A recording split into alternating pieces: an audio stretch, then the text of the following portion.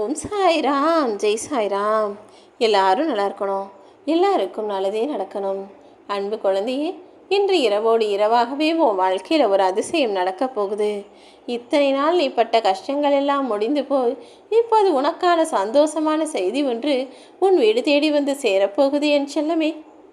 ஒரு சிலர் இருக்காங்க, எல்லாமே தனக்கு தெரியும், தான் பேசுறது எல்லாமே சரி, தான் செய்வது மட்டும்தான் சரி என நினைக்கக்கூடிய அந்த மனிதர்கள் ரொம்ப வேதாந்தம் பேசி திரியும் அந்த சில ஜென்மங்கள் அவ்வளவு அயோக்கியத்தனத்தையும் கேடுகட்ட எண்ணங்களையும் அவங்களுக்குள்ளே வச்சுருப்பாங்க. ஆனால் அதையெல்லாம் மறைச்சிக்கிட்டு தான் தான் நல்லவேன், தான் தான் இந்த உலகத்திலே ரொம்ப யோகியன்ற மாதிரி பேசிக்கிட்டு இருப்பாங்க. அப்படிப்பட்ட மனிதர்களை நம்பிதானே நீயும் இந்த உலகில் வாழ்ந்து கொண்டிருக்கிறாய். உன்கிட்ட பேசுகிறவங்க எல்லாரையுமே நீ நல்லவங்கன்னு நினைக்க வேணாம், கெட்டவங்கன்னு நினைக்க வேணாம். நீ யாரை நல்லவன் நினைக்கிறியோ அவனுக்குள்ள பல துர்நாற்றங்களும் பல கேடுகட்ட எண்ணங்களும் அயோக்கியத்தனமும் இருக்கும்.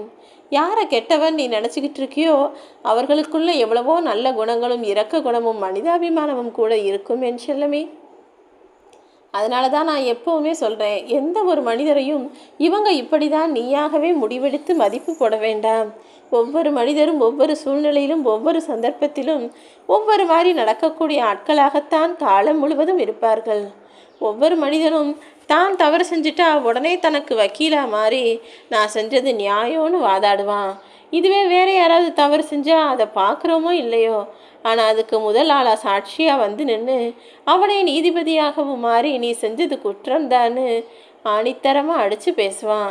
தனக்கு ஒரு நியாயம் ஊருக்கு ஒரு நியாயமாக வாழ்ந்து கொண்டிருக்கும் மனிதர்கள் இங்கு ஏராளமாக இருக்கிறார்கள் என் செல்லமே.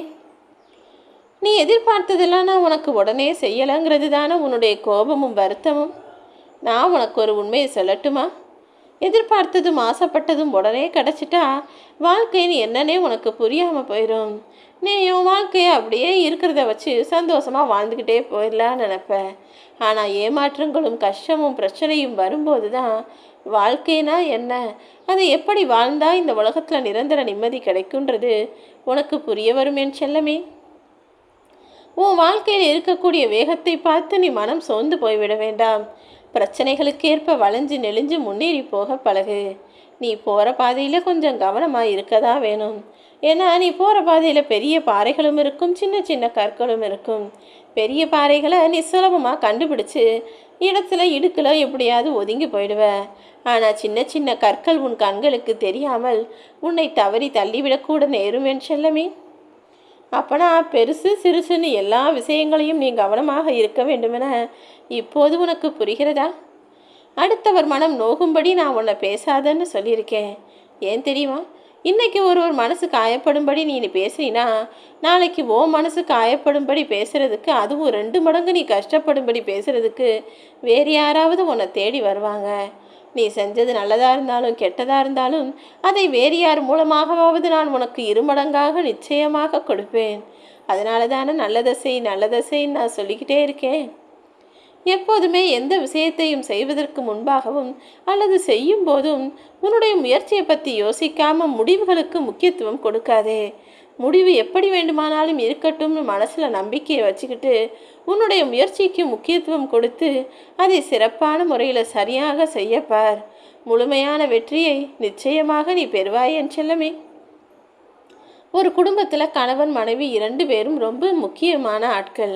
ஆனால் அப்படிப்பட்ட குடும்பத்தில் கணவனின் ஆடம்பரம் என்பது அந்த குடும்பத்தையே கடங்கார வீட்டு வாசலில் போய் நிறுத்திடும். ஆனால் மனைவி ஆடம்பரமாக இருந்தாங்கன்னா அந்த குடும்பம் மொத்தத்தையும் நடுத்தெருவில் நிறுத்திவிடும். இருவருமே சிக்கனத்தோடு சேமிப்பாக செலவு செய்து எல்லா விஷயங்களையும் சரியாக செய்தால்தானே குடும்பம் என்பது அழகான பல்கலைக்கழகமாக இருக்கும். மனிதர்கள் என்றால் தவறு செய்யக்கூடியவர்கள் நான் சொல்லியிருக்கேன். உன்கிட்ட ஏதாவது தவறு இருந்தால் அதை திருத்திக் கொள்வதில் தப்பேதும் இல்லை தானே.